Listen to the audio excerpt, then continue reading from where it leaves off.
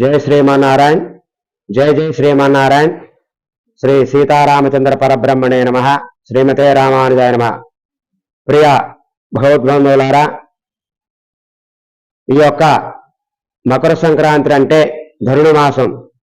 అయితే ఈ యొక్క ధనుడు మాసం అనేది ప్రతి విష్ణాలయాల్లో చేస్తారు. నెల రోజుల పాటు, అంటే డిసెంబరు 17వ తారీఖు నుంచి అనగా జనవరి 13వ తారీఖు 14వ తారీఖు వరకు ఈ యొక్క ధనుడు మాస కార్యక్రమం జరుగుతుంది.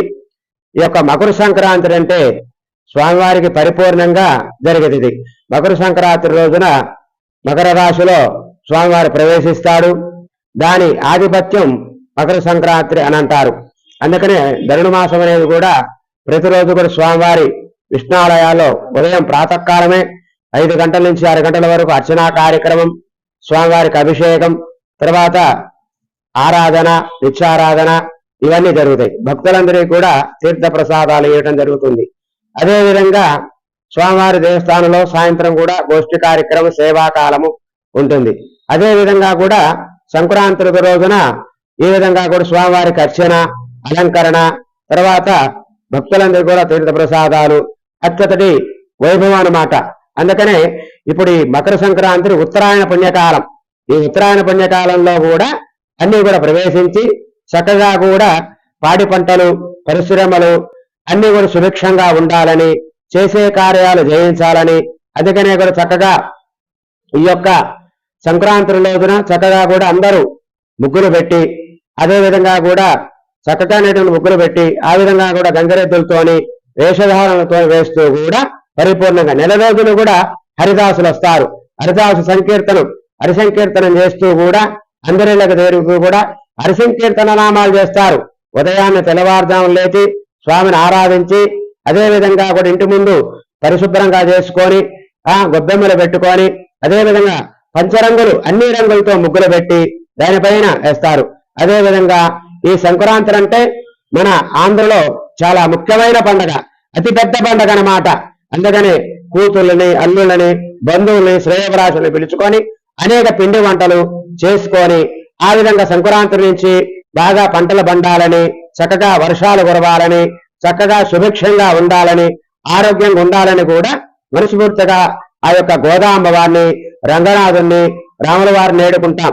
అందుకని సంవత్సరం ఈ 2024లో అందరూ కూడా బాగుండాలి, సుభిక్షంగా పంటలు పండాలి, చక్కగా వర్షాలు కురవాలి, అందరూ ఆరోగ్యంగా ఉండాలి, అన్ని కూడా సుభిక్షంగా ఉండాలి, విద్య, ఆరోగ్యం అన్ని కూడా బాగుండాలని భగవంతుని కోరుకుంటాం అన్నమాట. చేసే కార్యాలన్నీ కూడా జయించాలి, చేసే పనులన్నీ కూడా సుభిక్షంగా అంతరించాలి. అందుకని ఈ యొక్క రాముల వారి అనుగ్రహం, గోదాంబ వారి అనుగ్రహం, ఆ యొక్క రంగనాథుల అనుగ్రహం అందరికీ ఉండాలని, ఆ యొక్క అందరికీ ఈ సంక్రాంతి అంటే చాలా పెద్ద పండగ. కోరిన వారి కోరిన వరాలు ఇస్తుంటారు ఆ యొక్క అమ్మవారు. అందుకని హరిదాసులు నామ సంకీర్తనం చేస్తుంటారు. ఉదయాన్నే తెల్లవారుజామని ఇంటింటికి తిరిగి ఆ యొక్క భిక్షం ఎత్తుకుంటుంటారు. అందుకని హరిదాసులు వెనకటి రోజుల్లో చాలా పవిత్రంగా చేసేది యర్హా సంకీర్తన. ఇప్పుడు రాను రాను అందరూ కూడా తగ్గిపోయారు. ఎక్కడో వీడికొడికి ఒక్కళ్ళు ఉన్నారు. అందుకని పల్లెటూరులో ఎక్కువగా వస్తారు, టౌన్లో తక్కువగా ఉండి అదేవిధంగా ఆరాధిస్తూ కూడా భగవంతుడి యొక్క అనుగ్రహం అందరికి కావాలి. కాబట్టి ఇవాళ ఏందయ్యా అంటే అందరికీ కూడా దేవుడి మీద భక్తి పెరిగి, అదేవిధంగా దేవుడి యొక్క అనుగ్రహానికి తీసుకొని దేవుడు కోరిన వరాలు ఇస్తుంటే కూడా భగవంతుడు. అందుకనే ఈ నెల రోజులు గోదాంబ వారి, గోదాదేవి యొక్క అష్టోత్తర శతనామం తులసి దళాలతోని అందుక చక్కగా భక్తి భరోసంతో కూడా గోదాంబ వారికి, శ్రీరంగనాథుడికి చేస్తారన్నమాట. ఈ నెల రోజులు మొత్తం విష్ణుమూర్తి ఆరాధ్య దైవం అన్నమాట.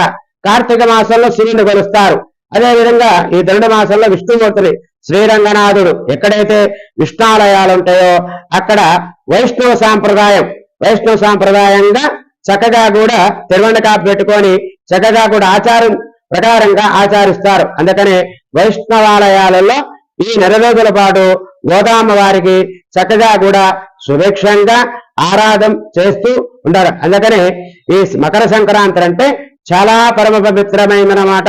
అందుకనే ఈ మకర సంక్రాంతి రోజు చక్కగా కూడా పొలాలకు వెళ్ళి చక్కగా కూడా ఆడుకొని చక్కనటువంటి విద్య, ఆరోగ్యానికి. అందుకనే మకర సంక్రాంతి రోజున ఆ విధంగా కూడా వరి బాగా పండినట్లయితే ఆ ధాన్యాన్ని తీసుకొచ్చి దేవాలయంలో గంటలకు కడతారు వెనకటి రోజుల్లో. అట్లా ఇప్పుడు వరి కోసుకోవడం వాళ్ళందరి వాళ్ళే. అందుకనే చెరుకు గాని ఆ విధంగా కూడా ఎక్కడ ఏ పంట పండినా కూడా ముందు దేవుడికి ఇస్తారన్నమాట.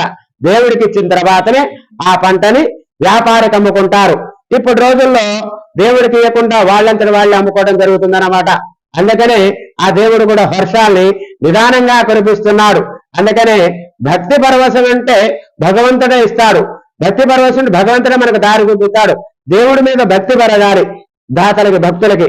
ఎప్పుడైతే భక్తి సన్నగిల్లిందో భగవంతుడు కూడా మనకి సన్నగిల్లి చేస్తాడు. అందుకని ఈ మకర సంక్రాంతి ఈ రోజున పుణ్యకాలం అన్నమాట. అదే విధంగా కూడా చక్కగా నిరూపంగా చేస్తూ కూడా మకర సంక్రాంతి రోజున మన ఇంట్లో అన్ని పిండి వంటలు చేస్తాం. ఆ పిండి వంటలు పిల్లలతోని మనవాళ్ళతోని మనవరాలు చక్కగా ఆటపాటలతోని ఇంటి ముందు రంగురంగుల ముగ్గులతోని ఆ విధంగా. అందుకనే భోగి రోజు కూడా మంటలేస్తారు. భోగి మంటలు కూడా అది వెనకటి నుంచి కూడా భోగి మంటలు వేస్తుంటారు. ఆ మంటలన్నీ కూడా సరే ఇదే మకర సంక్రాంతి యొక్క వ్రత కథ అనమాట. అందుకనే కోరిన వారికి అనమాట కోరిన వారు ఆడుస్తుంటారు అనమాట. మాచర్ల పట్టణ ప్రజలకు సంక్రాంతి శుభాకాంక్షలు తెలియజేస్తున్న గ్రీన్ బకెట్ బిర్యానీ, నాగార్జున కాలం మందిర్ ఎదురు, మెయిన్ రోడ్, మాచర్ల.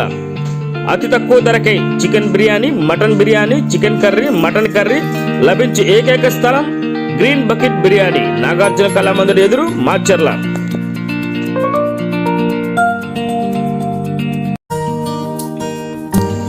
మాచర్ల మండల ప్రజలకు సంక్రాంతి శుభాకాంక్షలు తెలియజేస్తున్న గుర్రపు వెంకట శివారెడ్డి, సచివాలయం కన్వీనర్, వైఎస్ఆర్సీపీ యువజన నాయకులు.